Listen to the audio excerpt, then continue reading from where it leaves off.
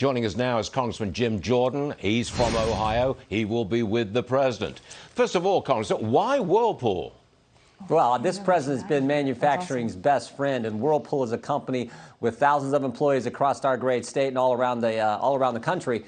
And as you mentioned, the trade policies that the president has enacted has benefited not just Whirlpool, but all of Ohio manufacturing and, frankly, manufacturing across the country. So this is a great place to visit. It's right now the northern part, north central part of our great state and in our district. So we're happy the president's going to be here, and I think he's going to get a tremendous reception. Remember, Stuart, he won Ohio by 8.5 points in 2016. I think he's going to do the same in 2020, and he's going to be reelected as president of the United States. Well, that's interesting because at this moment, in a latest poll, Biden leads Mr. Trump by only 1 point in Ohio. And I noticed that today, Joe Biden is going on a virtual tour of Ohio, but the president will actually be there in person.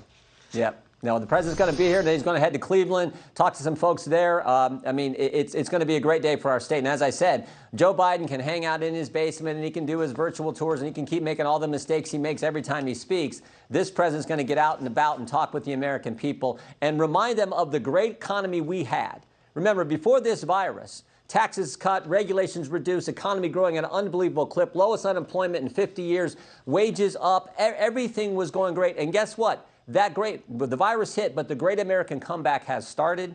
Good. The numbers you had at the top of your program, the jobs numbers, the market numbers, I mean, it's all moving in the right direction. If we could get Democrat governors to actually let their citizens, let Americans go back to work, you would see us right back to where we were in March. It would happen, but for these Democrat governors that don't want to let Americans go back to work. I've got to get this in. You are the perfect person to talk to about censorship. Facebook and Twitter taking down that post from President Trump where he said children were almost immune from the virus. I call it flat-out censorship, and I guess you do too.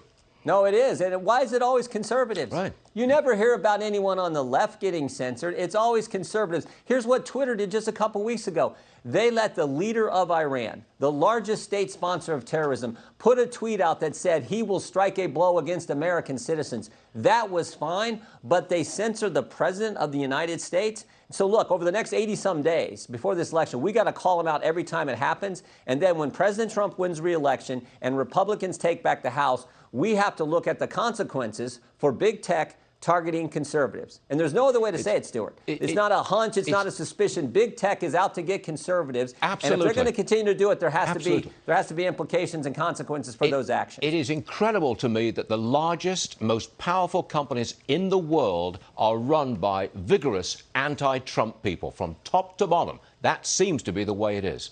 Congressman, I know you'd like to keep talking about this, and so would I. But you know what? We've got to make some money by playing a commercial. We will see you again, sir. Good luck. Take care. Thank you.